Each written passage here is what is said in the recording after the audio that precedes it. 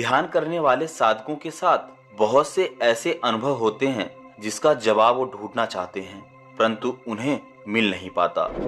ज्यादातर साधक जब ध्यान करते हैं तो उनकी गर्दन आगे या पीछे झुकने लगती है। कुछ साधकों का तो पूरा शरीर घूमने लगता है और कुछ साधक ऐसे भी हैं जिनकी गर्दन केवल गोल गोल घूमती है, जैसे किसी जागरण के दौरान किसी पर माता की सवारी आ जाती है। तो ध्यान के दौरान ये 3 अनुभव क्यों होते हैं, आइए इसी के बारे में हम विस्तार से चर्चा करते हैं। दोस्तों, ध्यान करने वाला साधक जब ध्यान की अवस्था में बैठता है तब उसके मन में बहुत से प्रश्न होते हैं। वह सबसे पहले अपने उस मंजिल पर पहुंचना चाहता है जिसके लिए वह ध्यान करने बैठा है।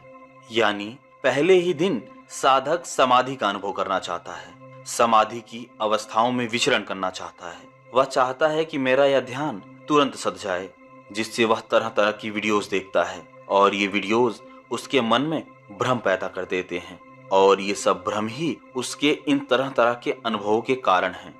सबसे पहला अनुभव कि साधक की गर्दन आगे पीछे क्यों झुकती है। दोस्तों, गर्दन का आगे पीछे झुकना 2 कारणों से हो सकता है। पहला कारण उन साधकों के लिए है जो ध्यान के शुरुआती समय में हैं, जिन्होंने अभी अभी ध्यान करना शुरू करा है, और ऐसा अनुभव उन साधकों के साथ भी हो सकता है जो साधक कई वर्षों से ध्यान मेडिटेशन कर रहे हैं। इन दोनों ही परिस्थितियों में अलग अलग कारण हो सकते हैं। सबसे पहला कारण यह कि जब कोई साधक ध्यान की अवस्था में बैठता है तब वह ध्यान की उस अवस्था का अनुसरण करता है जिसके लिए उसने वीडियोस देखी हैं। इस अवस्था में बैठने के बाद उसकी गर्दन आगे पीछे इसलिए होती है क्योंकि उसने पहले कभी ध्यान की इस अवस्था में इतने लंबे समय तक नहीं बैठा है। वह जब ध्यान की अवस्था में बैठता है तब उसका शरीर थका हुआ होता है। आजकल हम लोग में से ज्यादातर लोग ऐसे हैं जो अपनी थकान को उतारने के लिए ध्यान की अवस्था में बैठते हैं। दिन भर की भाग दौड़, ऑफिस के तमाम चक्कर और घर के तमाम कामों के बाद जब हम अपना समय निकालकर ध्यान की अवस्था में बैठते हैं तब हम बहुत थके हुए होते हैं। इस थकान की अवस्था में हमें नींद भी आ सकती है और जब हम थके हुए होते हैं तब हमारे शरीर पर से कंट्रोल भी नहीं होता, इसलिए हमारी गर्दन कभी आगे तो कभी पीछे झुक जाती है। और इसका दूसरा कारण यह भी है कि हम पहले तो कभी ध्यान नहीं करते थे। हम 10-11 बजे सोकर उठ रहे हैं, उसके बाद न जाने कितने काम करते हैं। फिर समय निकालकर जब हम ध्यान की अवस्था में बैठते हैं तब हमारे शरीर का पोस्चर सही नहीं होता। हमारे शरीर का पोस्चर सही ना होना भी हमें ऐसे अनुभव कराता है जो हमें विचलित कर देते हैं। आपने देखा होगा कि कुछ लोग मेडिटेशन की अवस्था में बैठते हैं पर वो बैठ नहीं पाते क्योंकि पहले वो कभी इस अवस्था में नहीं बैठे हैं, उनके शरीर का पोस्चर सही नहीं है। तो यदि आप ध्यान की अवस्था में बैठ रहे हैं तो आपको ध्यान की विभिन्न अवस्थाओं और विभिन्न आसनों का अनुसरण करना चाहिए और समय समय पर प्राणायाम भी करना चाहिए जिससे आपका शरीर शुद्ध हो सके। और सबसे बड़ी बात यह कि जब आप ध्यान कर रहे हो तब आपको नींद ना आ रही हो। गर्दन का आगे पीछे झुकना ध्यान में नींद का कारण हो सकता है। हमारा यह थका हुआ शरीर जब ध्यान की अवस्था में बैठता है तब यह कंफर्टेबल हो जाता है और कंफर्ट के कारण ही हमें नींद आ जाती है और नींद की अवस्था में व्यक्ति का शरीर पर से कंट्रोल हट जाता है जिससे गर्दन आगे या पीछे झुक सकती है।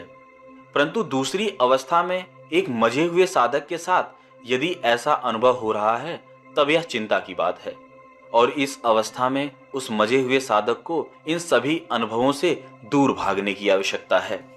एक साधक जो कई वर्षों से ध्यान कर रहा है उसे ध्यान की सभी अवस्थाओं का ज्ञान है और फिर भी यदि उसकी गर्दन आगे या पीछे झुक रही है तो इसका बहुत बड़ा कारण यह है कि उसकी समस्त ऊर्जा उसके विशुद्धि चक्र पर आकर अटक गई है या उससे आगे का सफर नहीं तय कर पा रही है, जिससे उसके शरीर में ऊर्जा का प्रवाह पूरी तरह से नहीं हो पा रहा है।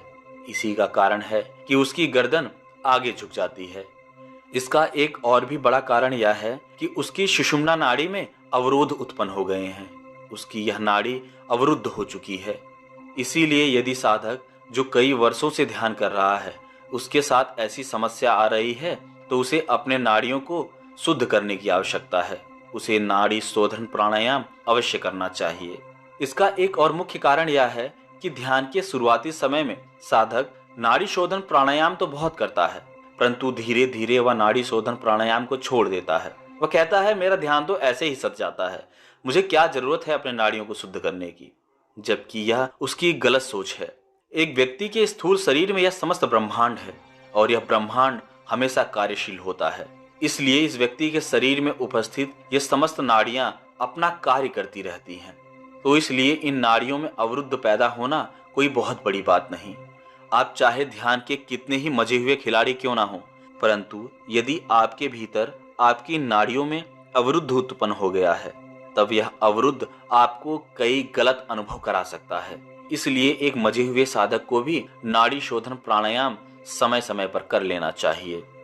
कुछ साधकों की गर्दन जो पीछे की तरफ झुक जाती है, इसका मुख्य कारण है कि व्यक्ति के सहस्त्रार चक्र पर एकत्र हुई ऊर्जा उसके पिछले चक्रों से एकाकार हो जाती है, एक लाइन में आ जाती है, जिससे चक्रों में उपस्थित ऊर्जा उसे पीछे की तरफ खींचने लगती है।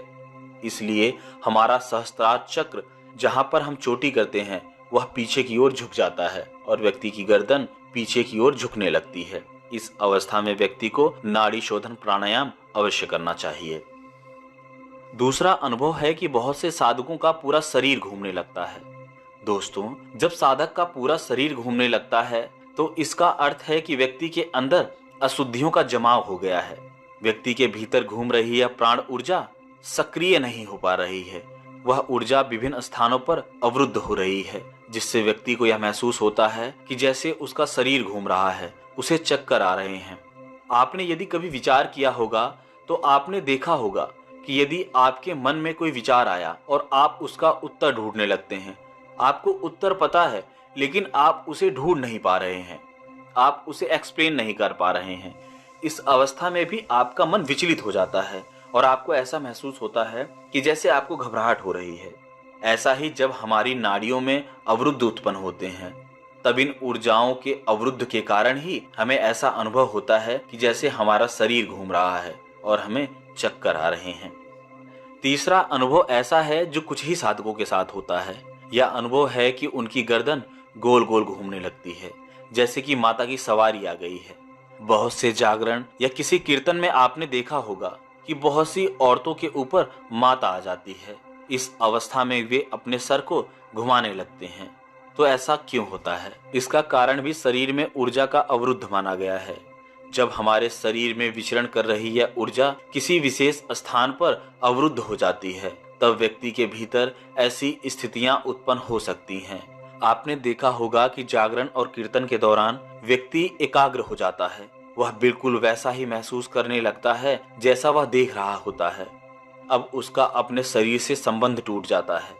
ऐसा हर व्यक्ति के साथ नहीं होता, क्योंकि हर व्यक्ति उस अवस्था में नहीं बैठ सकता। कुछ व्यक्तियों के साथ ही ऐसा होता है और जिसका परिणाम यह होता है कि उन्हें माता की सवारी आने लगती है और वे अपना सर घुमाने लगते हैं और बाल खोलने लगते हैं। ऐसा केवल ऊर्जा के अवरुद्ध और गलत प्रवाह के कारण होता है।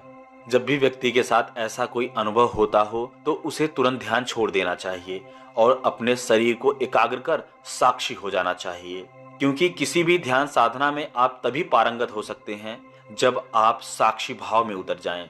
साक्षी हुए बिना ध्यान असंभव है। कोई भी व्यक्ति कितना ही कुछ कर ले, जब तक वह अपने भीतर चेतना का उद्गम नहीं कर लेता और उसका ऊर्ध्वाधर गमन नहीं कर लेता, व्यक्ति के भीतर गलत अनुभव भी स्वाभाविक हैं। तो ये कुछ अनुभव हैं जो लोगों के साथ गलत ध्यान करने की वजह से होते हैं।